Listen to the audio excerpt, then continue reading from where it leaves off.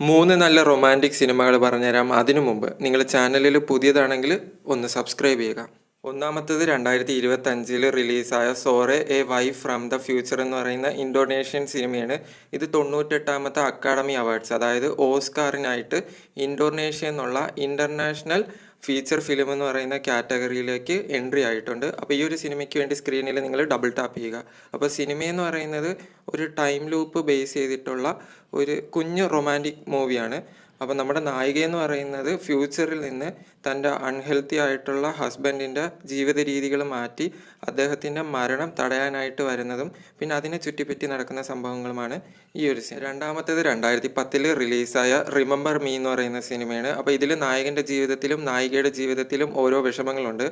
നായകൻ്റെ ജീവിതത്തിൽ അവൻ്റെ സഹോദരൻ്റെ അകാല മരണവും നായികയുടെ ജീവിതത്തിൽ അവളുടെ അമ്മയുടെ കൊലപാതകം നേരിട്ട് കണ്ടതിൻ്റെ ട്രോമയാണ്. അപ്പോൾ ഈ ഒരു സിനിമയുടെ കഥയെന്ന് പറയുന്നത് നമ്മുടെ മലയാള സിനിമയിലൊക്കെ കണ്ടിട്ടുള്ളത് പോലെ കൂട്ടുകാരൻ വന്നിട്ട് നായികയെ പ്രണയിക്കാൻ പറയുന്നതും ആദ്യം കളിയായിട്ട് തുടങ്ങിയ ഒരു റിലേഷൻഷിപ്പ് പിന്നെ സീരിയസ് ആവുന്നതുമാണ് ഈ ഒരു സിനിമ. മൂന്നാമത്തേത് 2023 റിലീസായ എനിവൺ ബട്ട് യു എന്ന് പറയുന്ന സിനിമയാണ്. ഇത് ശരിക്കും പറഞ്ഞാൽ ഷേക്സ്പിയറിൻ്റെ ഒരു ഫേമസ് ആയിട്ടുള്ള പ്ലേ ബേസ് ചെയ്തിട്ടുള്ള സിനിമയാണ്. അപ്പോൾ ഇതിൽ ഒരു കപ്പിൾസ് ഉണ്ട്. അവർ ബ്രേക്കപ്പ് ആയിട്ടുള്ള കാര്യം അവർക്കല്ലാതെ വേറെ ആർക്കും അറിയത്തില്ല.